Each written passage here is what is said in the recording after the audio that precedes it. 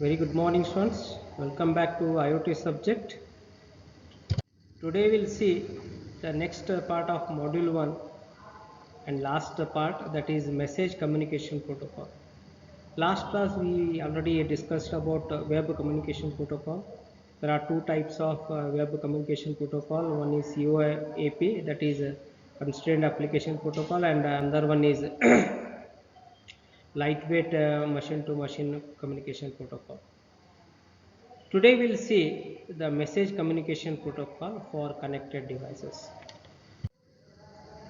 There are three types of message communication protocol, normally COAP SMS and COAP MQ, then MQTT and XMPP.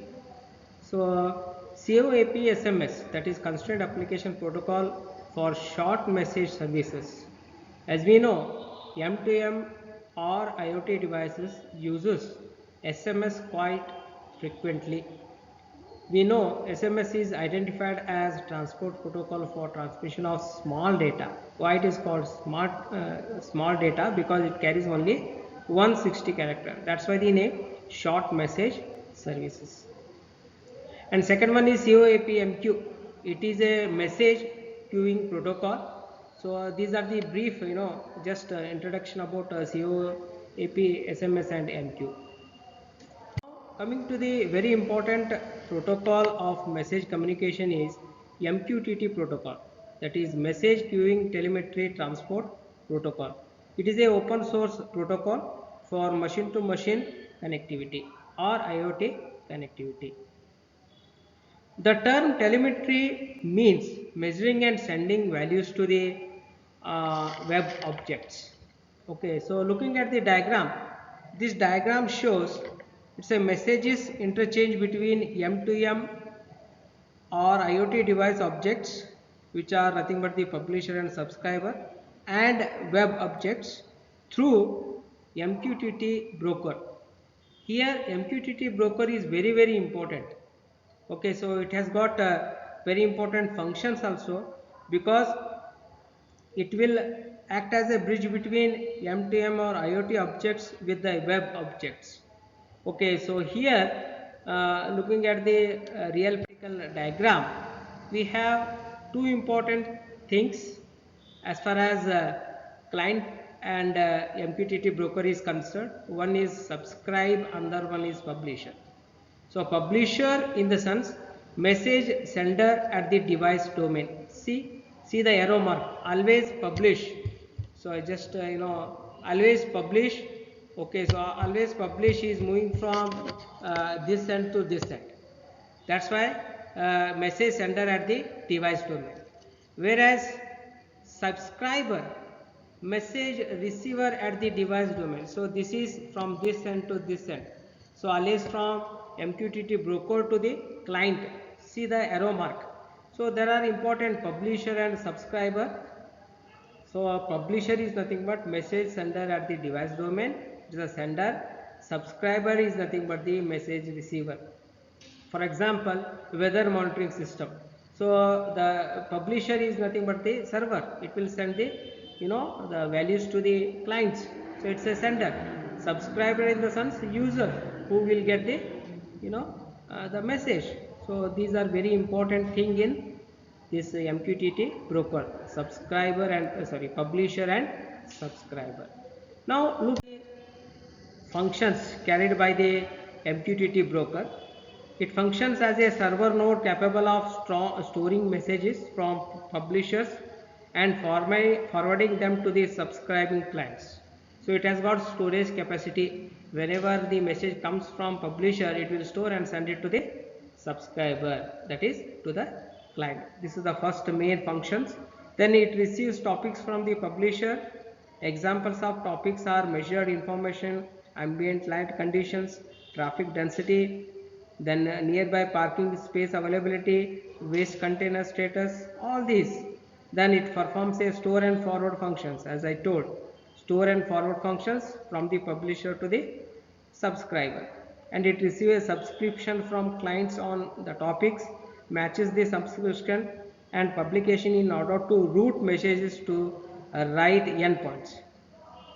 And these are very very important functions of MQTT broker. As I said, it should be authentication by username password in connect message, and client security is through SSL or TLS, transport layer security. So the last one is it support from intelligence and business analysis server and other servers through a MQTT server with a gateway. Very very very important. That's why I told the MQTT broker is the main heart. So it act as a intermediate a device, or it act as a bridge between M2M objects and web objects. Okay, so between client and servers. So this is very very important, and this is basically message communication protocol. So this protocol is used to sending the message from client to the server, publisher to the subscriber. So that's why the MQTT protocol is very very important